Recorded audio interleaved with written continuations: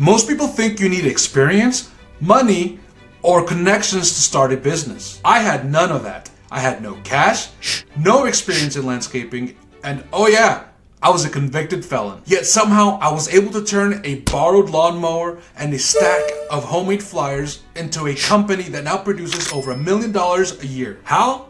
Let me take you back to where it all started. I was living in a rundown house inside of a mobile home park. And at that time, I really felt God calling me to start a business. So like any millennial, I turned to the internet. Back then, YouTube wasn't packed with educational content like it is today. But there was one guy, Geek to Freak.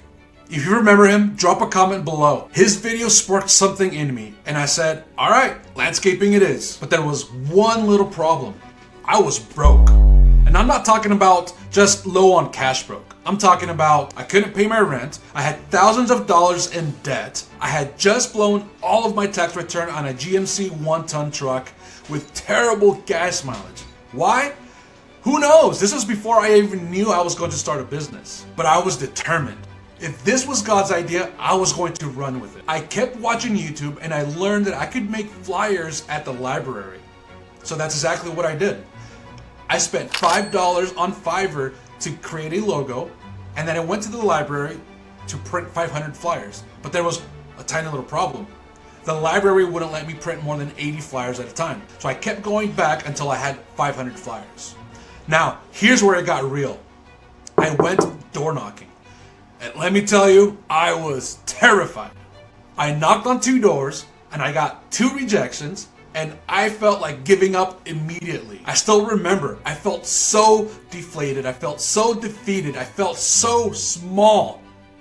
And if I'm being honest, I wanted to cry. Internally, I was throwing a fit. I was yelling and cussing at God and to say, how could you do this to me? Why would you send me out here and let me fail? I thought I was gonna get yeses from everybody. I thought I was just gonna be an instant millionaire. Instead of quitting though, I actually went to the store, bought a roll of tape, and started taping these flyers to everybody's doors. A few days later, I got a couple of calls. That's it, literally just 2 calls. But I was able to turn those calls into actual paying clients. One of them I actually kept as a client for 5 years. Now, you're probably wondering, what about the equipment? Where did this fool get the equipment at? Well, I was blessed to have an amazing church family. I asked around and my friends let me borrow a horse trailer, a front-wheel drive Husqvarna lawnmower, and a curved shaft weed whacker. That was my setup. And my first lawn? Well, that took me 30 minutes. Because remember, I had no experience. Most of that time was spent trying to start the stupid weed whacker. But I kept pushing. I posted on Craigslist and I passed out more flyers. Rather, I taped out more flyers to people's doors. I remember my first big job. It was a $300 pine needle cleanup. I still had to go buy the rakes and the tarps. And I even asked a kid for help for my church. I kid you not, that cleanup took us 3 full days, plus all the dump fees. What's hilarious is I thought I was balling. I just made $300 in 3 days. Back then, minimum wages was around $9 or less still. I was proving to myself that I could actually make money on my own. Fast forward 10 years and lots of mistakes, the business now makes over $1 million a year. I have incredible employees, I have tons of trucks, tons of equipment, and an amazing supportive family. So why am I making this video? First, to give all of the glory to God. And secondly, because I want to help somebody out that might be in a similar situation that I was in. You don't need fancy equipment. You don't need thousands of dollars. You don't need to know a thing about marketing. You don't need to have connections. All you need to do is be in the perfect will of God. Did everything go perfect? Absolutely not. In fact, most of the journey has been nothing but struggles. I've made bad decisions, I've hired the wrong people, and worst of all, I've burned a lot of bridges because I was just way too prideful. You see, I have a huge struggle with pride. And I'm willing to bet most people watching this do too. I love figuring things out on my own and being recognized for it. I don't like asking for help. I feel like it discredits me on a very personal, deep level.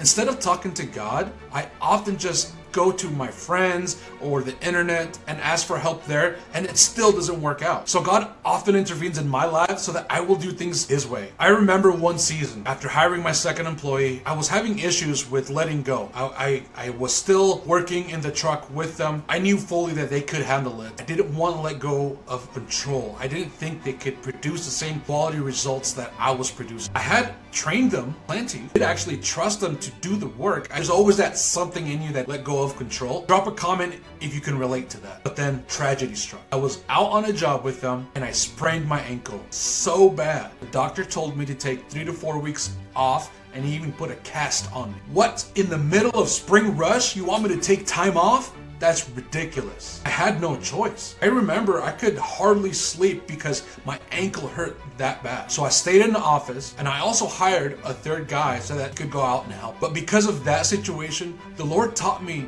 to trust in Him and to trust in His plan. I knew a while ago I should have let the guys go out on their own.